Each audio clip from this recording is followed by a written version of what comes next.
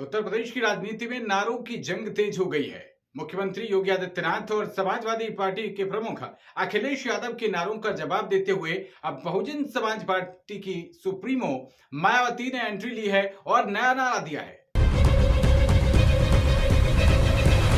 मुख्यमंत्री योगी आदित्यनाथ ने जहां कहा था कि बटेंगे तो कटेंगे, वहीं अखिलेश यादव ने जवाब दिया है कि जुड़ेंगे तो जीतेंगे। जब हम एक रहेंगे, नेक रहेंगे, तभी नेक रहेंगे। बटेंगे तो कटेंगे।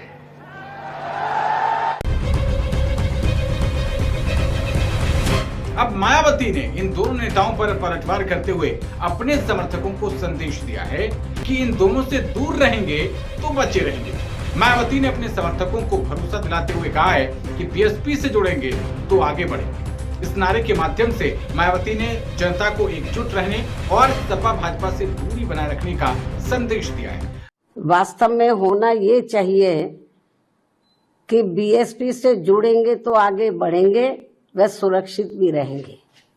इसलिए अपनी कमियों की वजह से ही अब बीजेपी के लोग ये नारा लगाकर उपचुनाव में वोट मांग रहे हैं कि बटेंगे तो कटेंगे।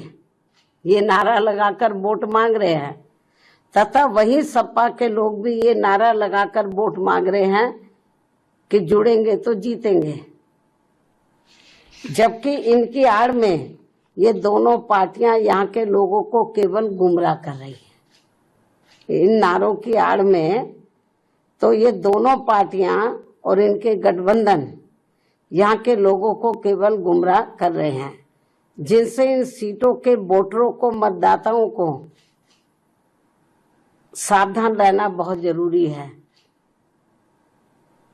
ये केवल अपनी कमियों पर से ध्यान बांटने के लिए इस किस्म के ये नारेबाजी कर रहे हैं, पोस्टरबाजी कर रहे हैं। तो उत्तर प्रदेश में ये पोस्टर वॉर के माध्यम से नई जंग शुरू हो गई है।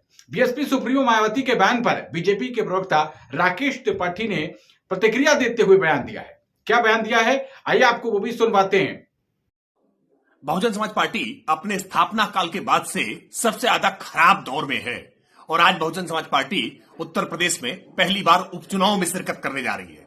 उपचुनाव में जनता के बीच में कैसे जाए और कैसे अपना खोया हुआ वोट बैंक वापस लेकर के आए, इसके लिए मायावती जी तरह तरह के यत्न कर रही है। लेकिन सच बात यह है कि जाति और मजहब की राजनीति को उत्तर प्रदेश की जनता अब दरकिनार कर चुकी है। समाजवादी पार्टी और बहुजन समाज पार्टी ने 2019 के लोकसभा चुनाव में मिलकर के जाति मजहब के समीकरण गढ़ने की कोशिश की थी, लेकिन जनता ने उसको खारिज कर दिया था। अब ऐसे में सपा और बसपा दोनों में ही छटपटाहट है कि कैसे जनता को अपने पाले में लाएं, और इसीलिए तरह तरह के यत्न कर रहे हैं। लेकिन सपा और बसपा की दोनों की राजनीति मजहबी तुष्टीकरण की है, जातिवादी तरीके से गोलबंदी करने की है, जिसके साथ जनता जुड़ने वाली नहीं है। तो साथियों, उत्तर प्रदेश के इस विधानसभा के उपचुनाव में हो रही इस बयानबाजी को लेकर, इस पोस्टरबाजी को लेकर आपका क्या कहना है? आपको क्या लगता है कि कौन सा नारा ज्यादा सार्थक है, और क्या इस नारे के सहारे ही उत्तर प्रदेश की ये सेमीफाइनल की जंग जीती जाएगी? जी, हम सेमीफाइनल्स को इसलिए कह रहे हैं क्योंकि ये 9 विधानसभा सीटों पर जो उपचुनाव हो रहा है वो 2027 के होने वाले विधानसभा चुनाव के लिए बेहद अहम रहने वाला है। और यहां पर जो पार्टी अच्छा प्रदर्शन करेगी वो मनोवैज्ञानिक बढ़त के साथ 2027 में अपने प्रदर्शन को और आगे लेकर जाएगी। इसीलिए पूरी रस्साकसी हो रही है।